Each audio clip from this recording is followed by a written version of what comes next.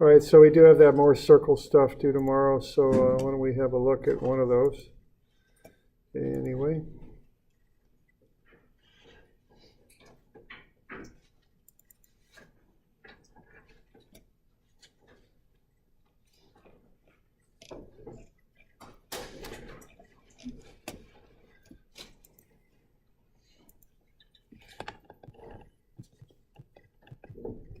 Anybody want a particular one to be looking at? Or?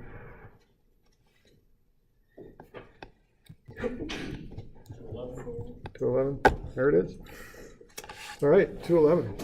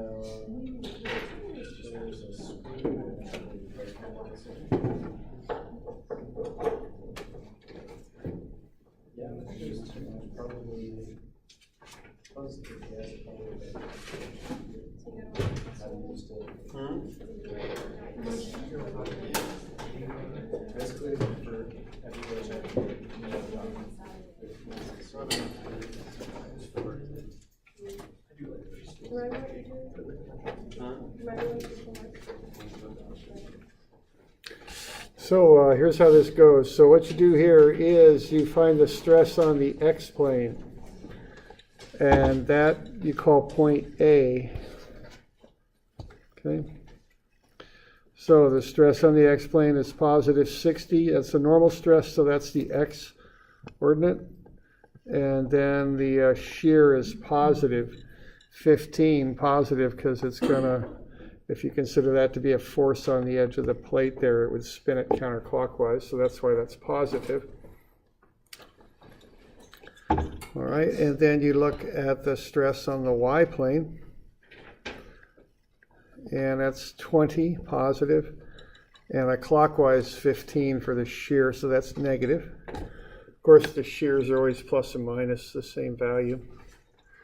And then you take the average to get the center point, and that'll come out to be 40, 0. The y ordinate on that is always 0 when you're doing more circle. Okay. So once you've got those values, then what you want to do is plot them up. So as I said, I just draw a big circle in the middle of the page first, and then I'll look at A, and I'll notice that it has a positive shear. Now keep in mind that positive is down. So get that going down. And then that's for shear. So I know that point A will be below the x-axis and point B will be above. Then I notice that the x value, which is the normal stress for A, is more positive than the one for B. Okay, so what that means is A is going to be in quadrant 4 and B is going to be in quadrant 2. Okay. So when I'm doing this, I just draw a big circle in the middle of the page. I put A down in about the right spot in quadrant 4, B up in quadrant 2. AB makes a diameter, C's in the middle. Okay. Then I realize I've got a positive value there and a more positive value there. That's going to put my axes off to the left. So that's how I go ahead and draw that up on the page so I get a big enough circle that I can work with it. Okay. So I draw the circle first, and then I put the axis in. Okay.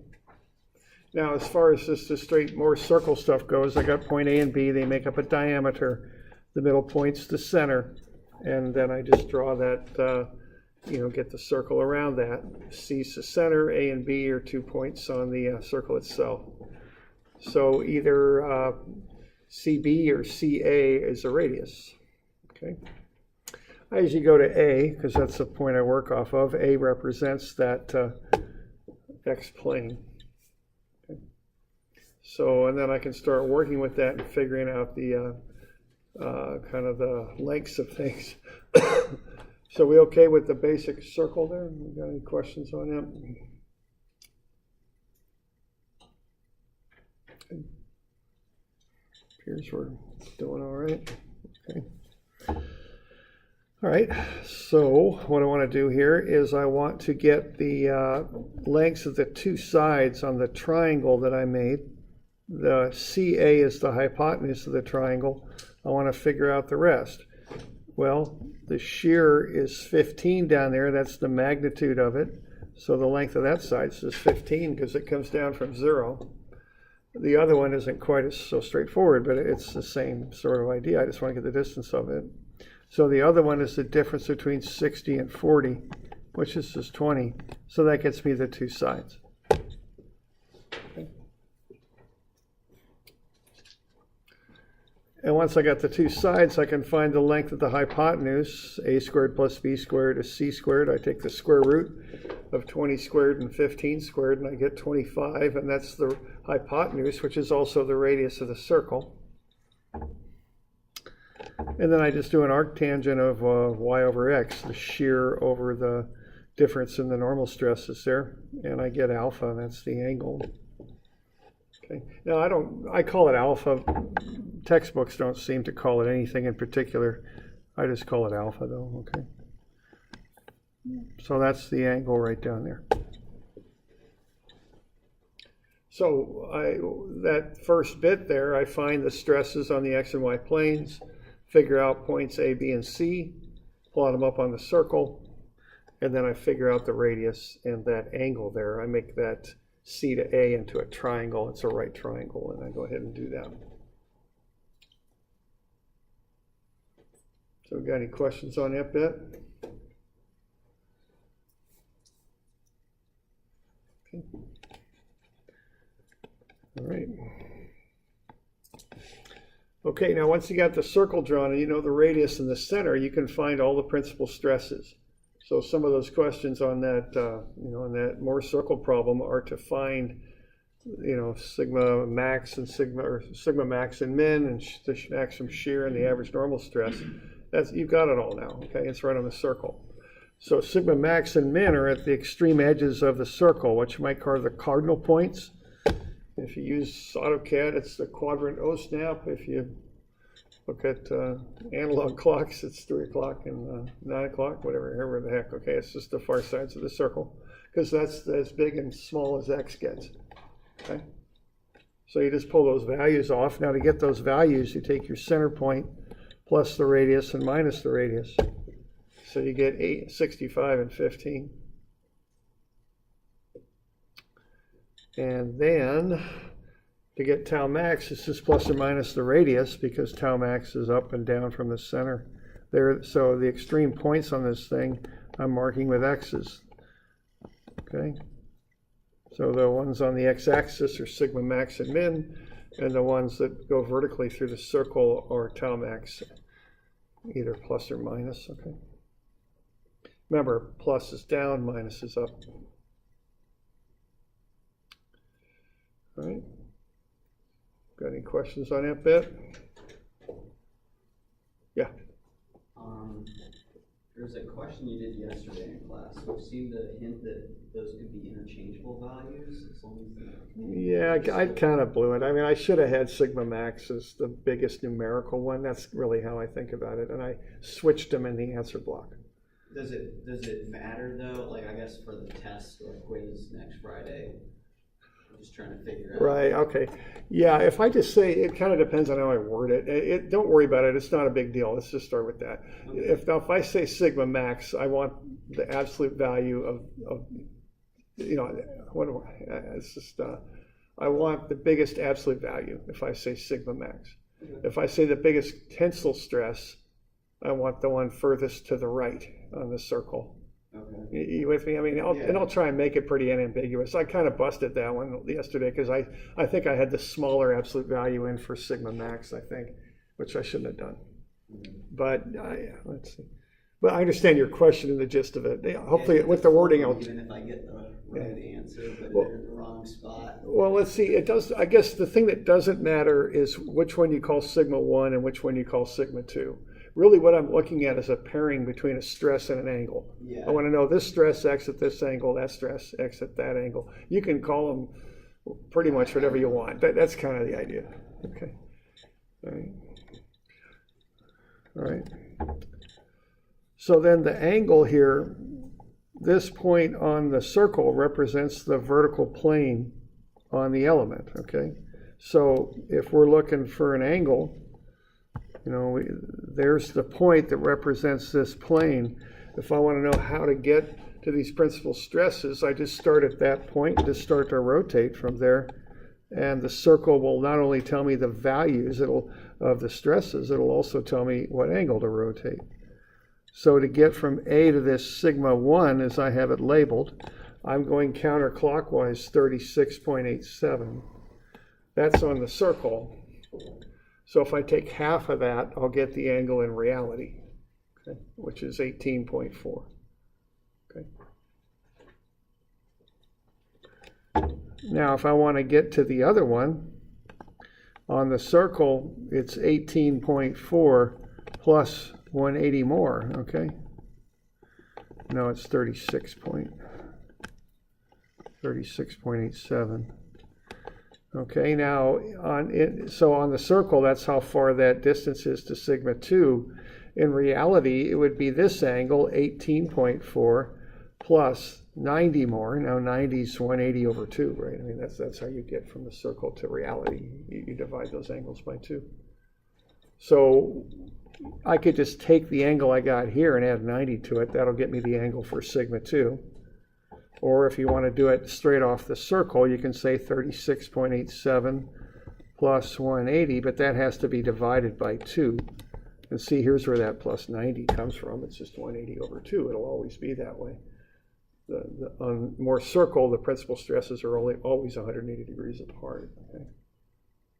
So half of that will always be 90, which is, in reality, that's how far apart the principal stresses are, 90 degrees. Okay.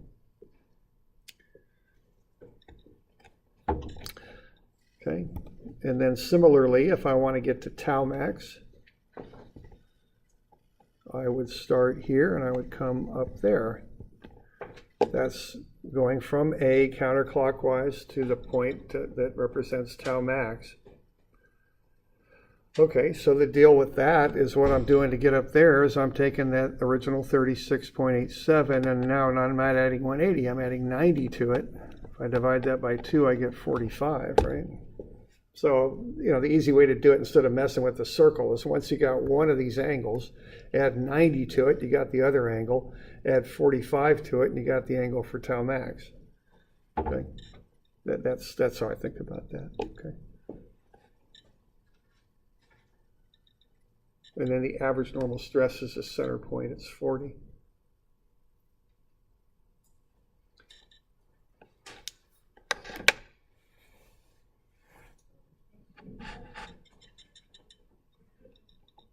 Y'all okay with that?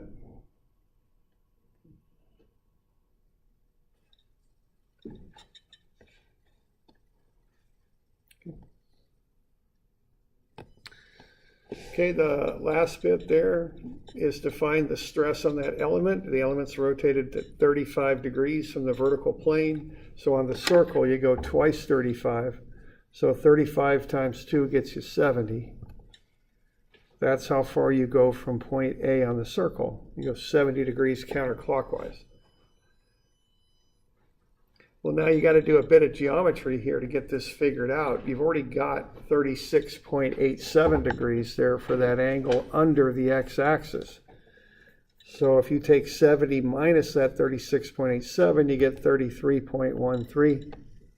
That's the angle right there. That's the angle in the triangle that's above the x-axis. you want to just get a nice simple triangle there and do some trigonometry on it. So what you've got is you've got a triangle. It's a right triangle. It's got a 33.13 degree angle and a hypotenuse of 25. So you can just do the trig on that and get the two sides figured out, 20.9 for the x and 13.7 for the y. And then define the normal stress on that plane, which is plane CD. CD is the plane that's 35 degrees from the vertical. What you do is you take the x value, you got to add it to your vertex value, which is the center of the circle. That's where the vertex of the triangle's at. So 40 plus 20.9 gets you 60.9. That's sigma 1, or sigma x1 at 35. Okay. And then tau x1, y1 at 35, what that is, that's just 13.7. It's this leg of the triangle, but that's going up, and up is negative. So that's negative 13.7.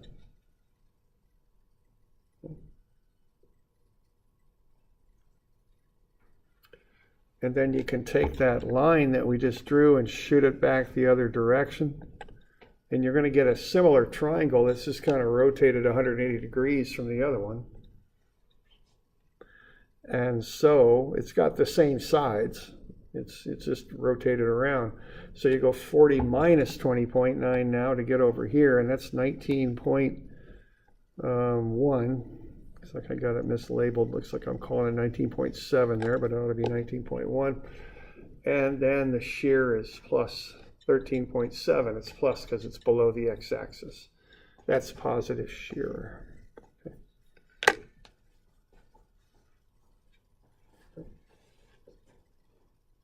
So initially you go 70 degrees, is that just because it's 2 theta in that, Yeah. in the function? Yeah, if you go from the element to the circle, you double the angles. If you go from the circle back to the element, you have the angles. And the reason for that is those formulas are based on 2 theta. If you look at them on the formula sheet, the formulas that Mohr circle is derived from are the 2 theta form. You know, the variable in them is 2 theta. You're starting all of your angle calculations from the A. Yeah, I just do that out of habit. You can really start them wherever you want. I mean, you know, as long as you're measuring to the true angle on the element and you know where you're starting, you could identify that point on the circle and rotate from that point. Now, just because we kind of talk about that vertical plane as being the reference plane, I always just rotate from there.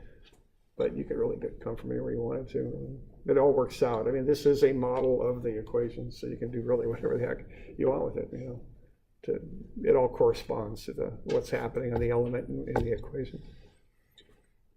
But you know, I just always start at point A. Okay.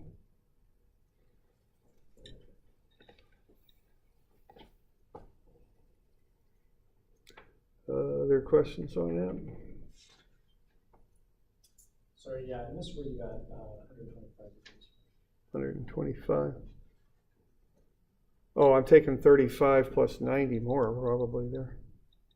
Yeah. Okay. Yeah, so that 125 subscript down here, that's coming from this angle to CD, but I want to get to DE, so I'm going to go 90 degrees more. So it's just 35 plus 90. Okay.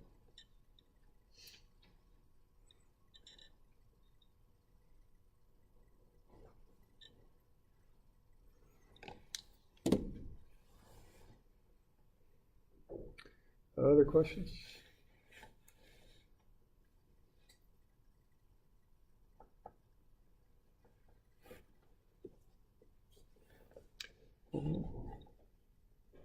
Okay, so that's the drill on that. Okay, you're good.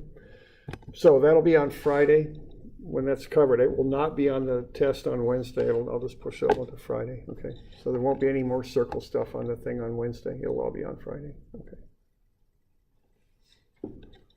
Okay. All right. Well, now that test will cover up through the homework there.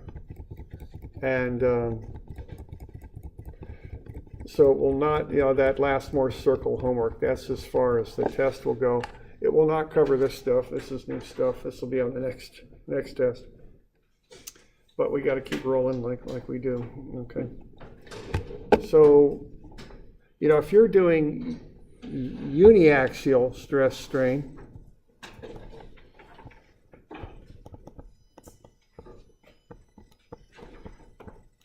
you got a very simple relationship to convert between these two things. You just use E, okay? Or if you're doing shear, you use G. Okay, that's really about all there is to it. Because what you got there is you got E is sigma over epsilon and G is tau over gamma, all right? So if you're converting from stress to strain in a uniaxial way, if you're just pulling from one direction or pushing from one direction, you just use the modulus. That's all there is to it. And that's the function of the modulus that, generally speaking, is to help us convert from stress to strain or from strain back to stress using that formula I've got there, okay? But in biaxial, we often want to do this. The common instances where we do something like this is, let's say we're measuring strains. There's things called strain gauges you can put on things, elements or samples or whatever. And then if you know the strain, you probably would like to calculate the stress. Okay. So a way to measure stress is actually to measure strain and then convert it over to stress. And then the other thing you might want to do is, given the stresses are going to be applied to something, is figure out how much it'll deform. All right, so I'm on page 410 here. This is done in the biaxial sense with Hooke's law. So what Hooke's law does is take biaxial stress, convert it to strain, and take strain and convert it back to stress. Okay, that's what Hooke's law does. But it does it for a biaxial case, a little bit more complicated than uniaxial. All right, now the key to this is to get the fact that there's lateral effects from the stresses you apply. So if I take that original square there and I pull on it with sigma, I'll stretch it out, okay? It'll get longer, in this case in the x direction. But not only will it get longer in the x direction, it'll get thinner in the y direction. So when I pull in the x direction in biaxial stress, I also affect the y direction. Same thing with pushing. If I have a compressive stress in the x, I'll shorten it up in the x direction, of course, but I'll also bulge it out. I'll make it longer in the y, okay? And those are called lateral strains. They're defined by Poisson's ratio, okay? So when you do biaxial stress, you got to consider your primary stress. So if you're doing biaxial stress and strain, you consider your primary stress if you want to calculate the strain. So if I want to figure out what the strain will be in the x direction here, the primary thing I'd consider would be sigma x. That is the thing that most directly affects the strain in the x direction. But I also would have to look at the lateral effects of sigma y if I want to find the strain in the x direction, because of that Poisson's ratio effect, okay? And that's really about all there is to it. From there, it's just putting the calculations together and coming up with a formula. So what we got here is E, the modulus of elasticity, is the stress over epsilon. So you can solve for the axial strain, which is epsilon. It's the stress divided by E. And then what we can do is look at Poisson's ratio. That's minus the lateral strain over the axial strain. So the lateral strain, the strain on the side, is minus Poisson's ratio times the axial strain. So the lateral strain then would be negative nu times whatever the stress is on the side over E, okay? So that's the lateral strain there. So minus nu sigma over E. Nu is Poisson's ratio. Sigma is the stress on the offside, so to speak. E is modulus elasticity. Okay. So if you want to then find a formula there to determine the strain in the x direction given a stress in the x and a stress in the y, okay, for epsilon x, sigma x is axial, sigma y is lateral. So what you get for the strain in the x direction is sigma x over E, the stress over E in the x direction. But then you got to take away nu times sigma y over E. That's the lateral strain. You can collect terms, pull out the 1 over E, and that's the common form of the formula. Epsilon x, the strain in the x, is 1 over E times sigma x minus nu sigma y. Okay.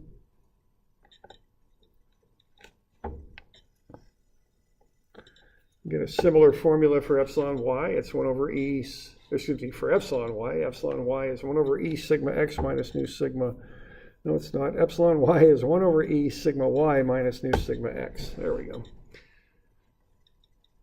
And you also get strains in the z direction, okay?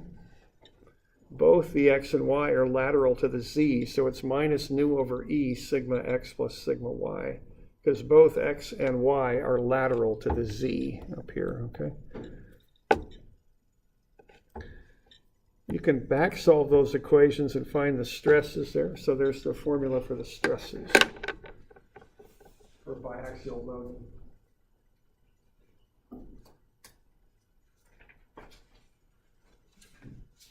So these are Hooke's law. They're formula 41 through basically 45 over there on the right. Okay.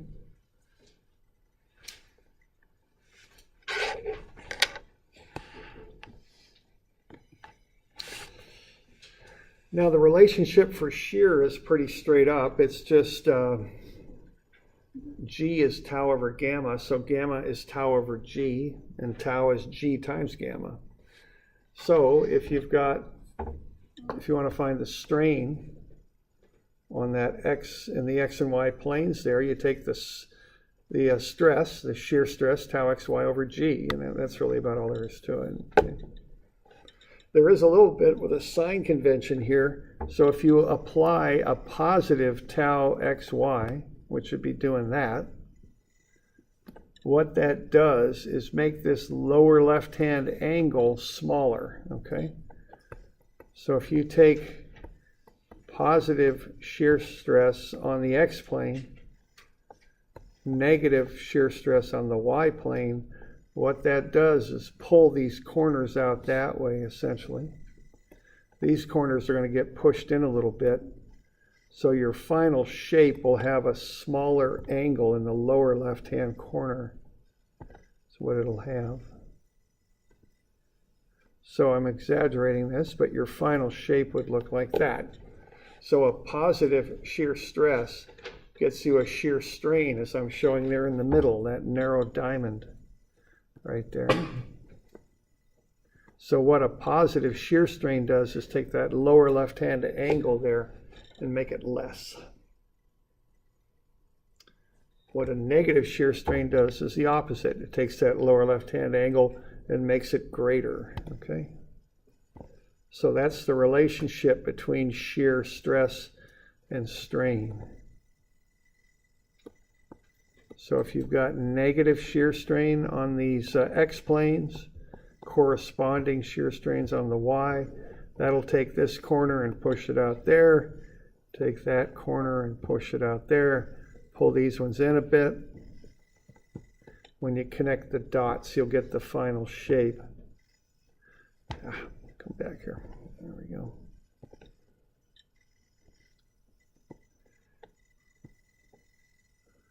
Something like that, and that angle has become larger.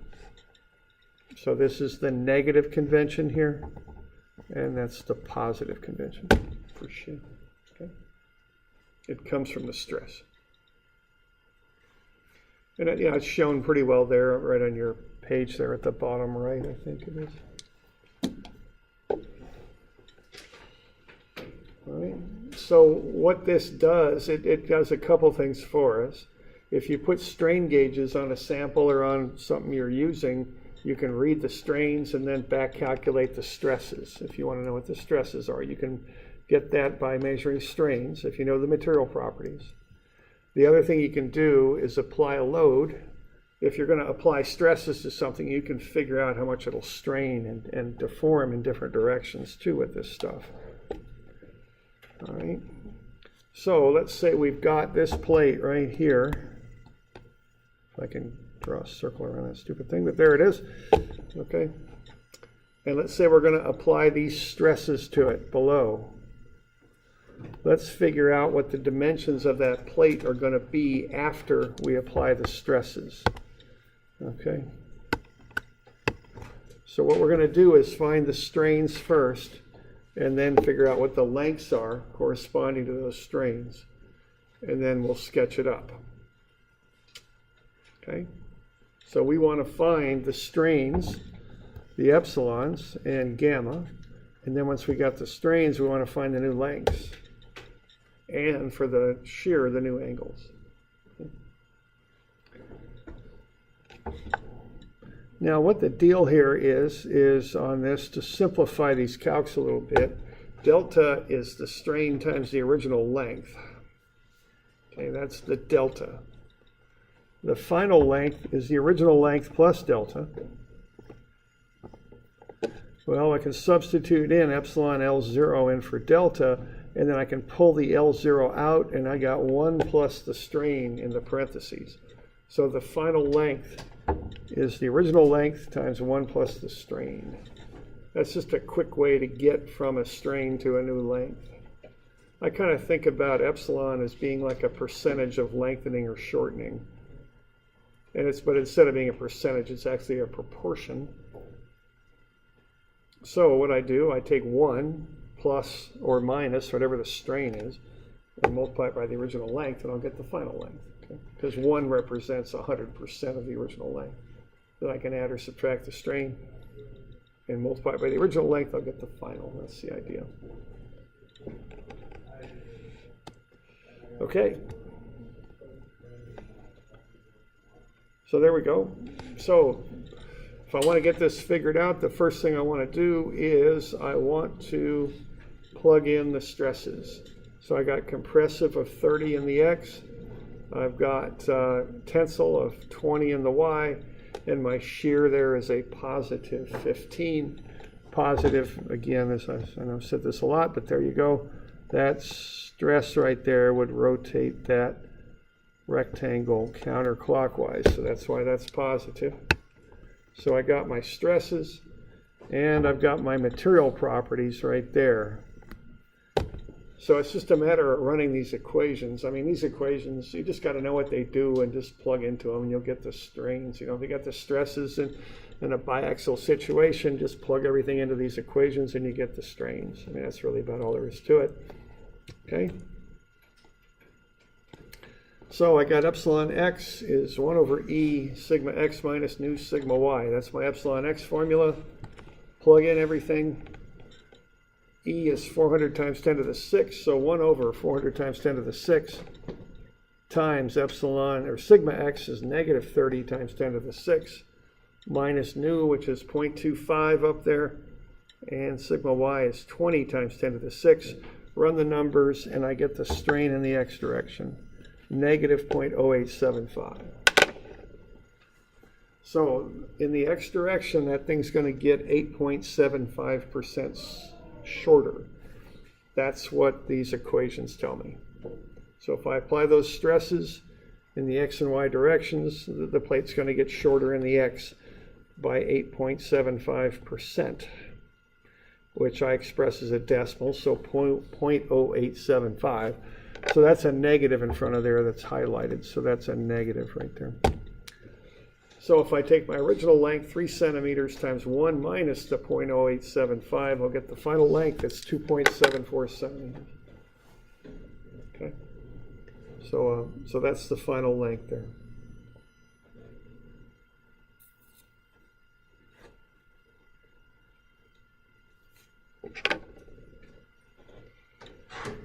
And that's the deal on this. You just go ahead and plug into the epsilon formula, get the epsilon, which is the strain, and then multiply the original length times 1, either plus or minus the strain, depending on the sign of the strain. So there's the formula for epsilon y, 1 over 400 times 10 to the 6 times 20 times 10 to the 6 minus nu, which is 0.25 times a negative 30 times 10 to the 6. Watch your signs. Looks like I dropped a parenthesis there, I think, right there in front of the 0.25 right there.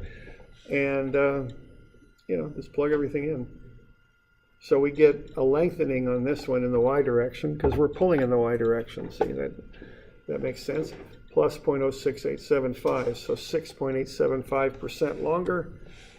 So 2 centimeters, the original length, times 1 plus 0.06875.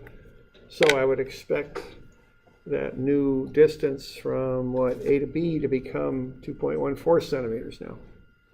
Okay.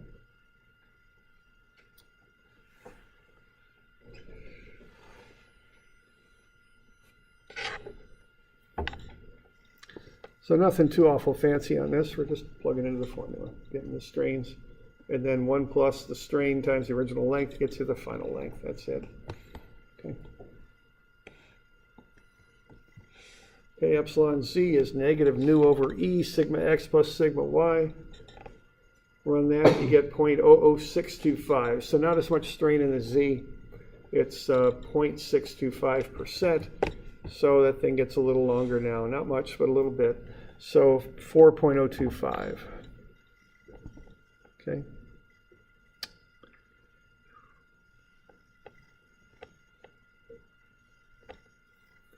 So that's 2.74 centimeters, 2.14 centimeters, 4.025 centimeters.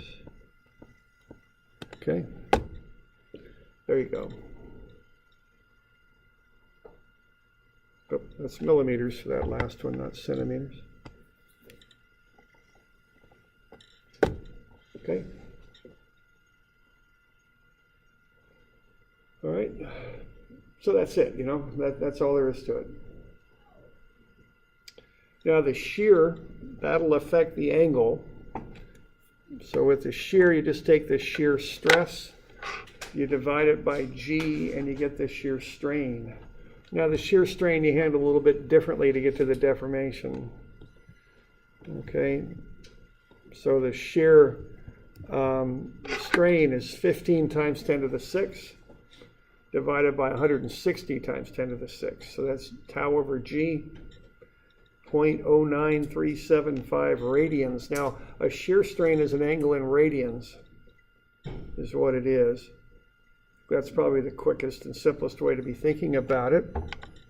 So that original angle was 90. Now, a positive shear strain makes the angle smaller, so I can take pi over 2 minus 0.09375. And then convert that into degrees. So that final angle ABC ought to be 84.6 degrees. And the final angle BCD ought to be 95.4 degrees. So I'm taking that angle in radians, which is gamma. The shear strain can be approximated as an angle in radians. And then it looks like it's, what, 5.4 degrees. So I can take 90 minus 5.4 degrees and 90 plus 5.4 degrees is what I can do. And get those final angles for ABC and BCD.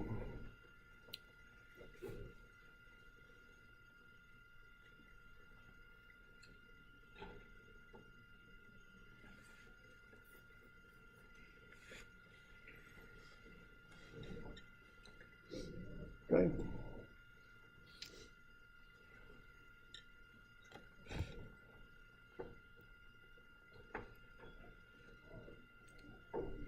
Questions on that?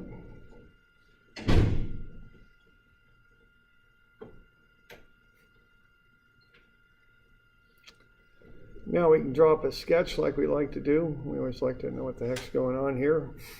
Okay, so the next page there, I've got the original plate drawn up to scale. Let's figure out what's going to happen to this thing, okay?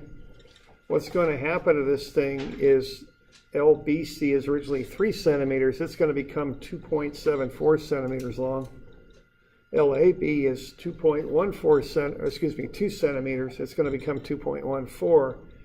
And that angle then, ABC, that's going to become 84.6 degrees. BCD is going to become 95.4 degrees. So what I would do would be to reflect that in that sketch. Now, when you do this, we'll do a little bit of sketching here. You got to pick some point as your reference, okay? So you got to pick some point somewhere and say, this is my datum where I'm going to measure from. And so I'm going to use B. Okay, I'm going to say B stays still, essentially. I'm going to measure everything from B. That's what I'm going to do there. So what do I got in here anyway? Nothing much. Okay. Okay, so what I'm going to do, from B, I'm going to measure up towards, let's say it's gone over to C, and what? BC is now 2.74. So here's 1, and there's 2.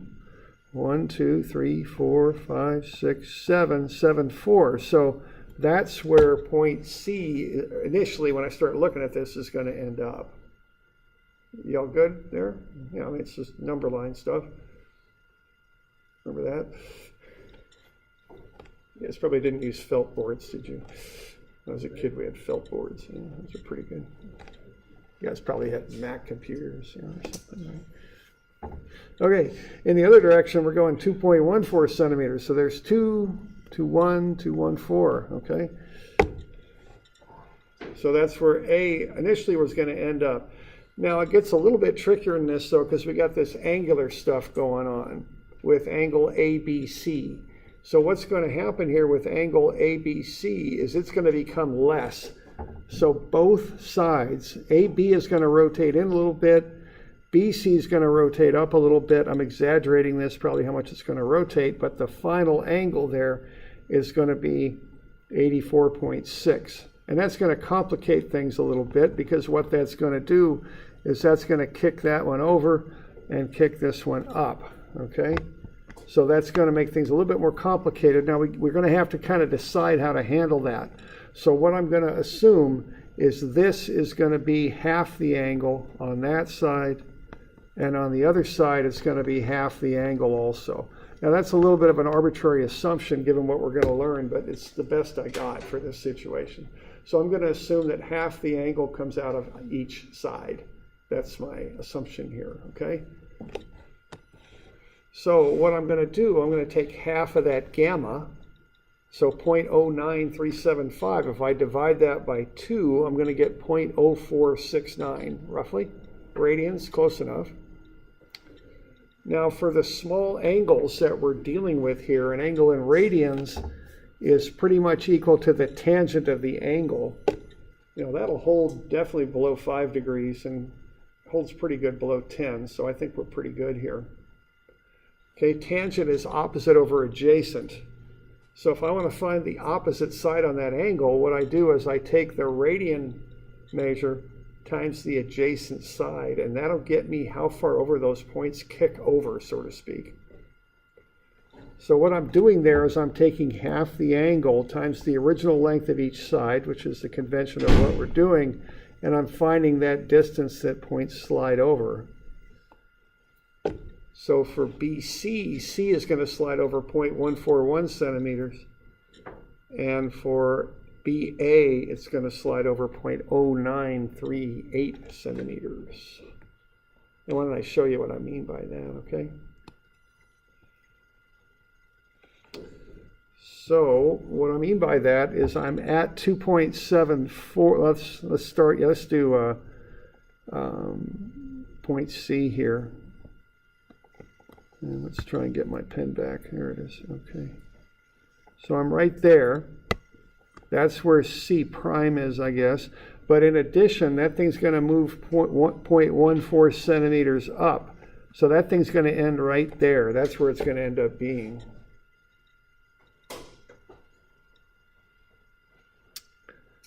Okay, AB, point A is moved up here, and that thing's going to kick over 0.094, which is pretty darn close to a tenth. So that thing's going to end up right there. So there's A prime, and here is C prime. So if I want to get the final shape of this thing, I'm going to hold my B, that's what I'm assuming, and I'm going to try and draw a straight line to C, but that's not going to work out very well. And I'm going to try and draw another straight line up to A, or A prime and C prime, I should say. It's hard for me to draw a nice straight line here.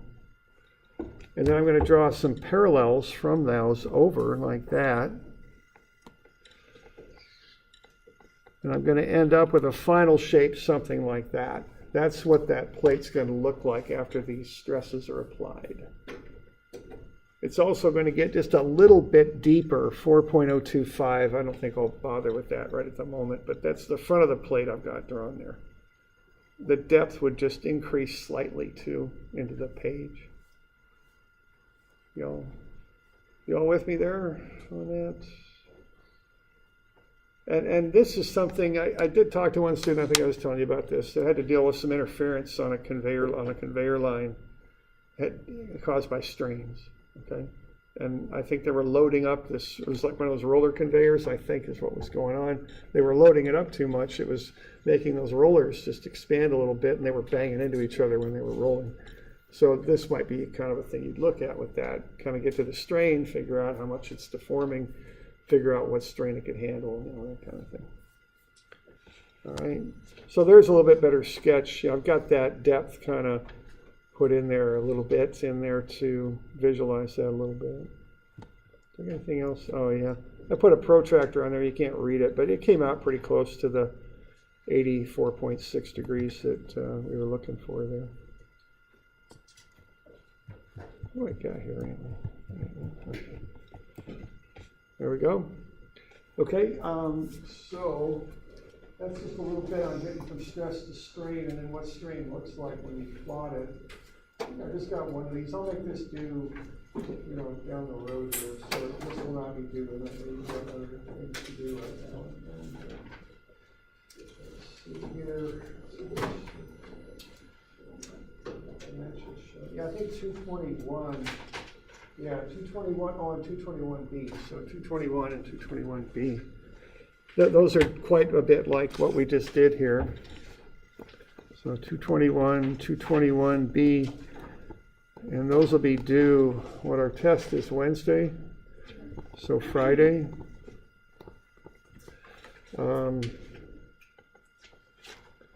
Is that I think it's the 4th of May, I think.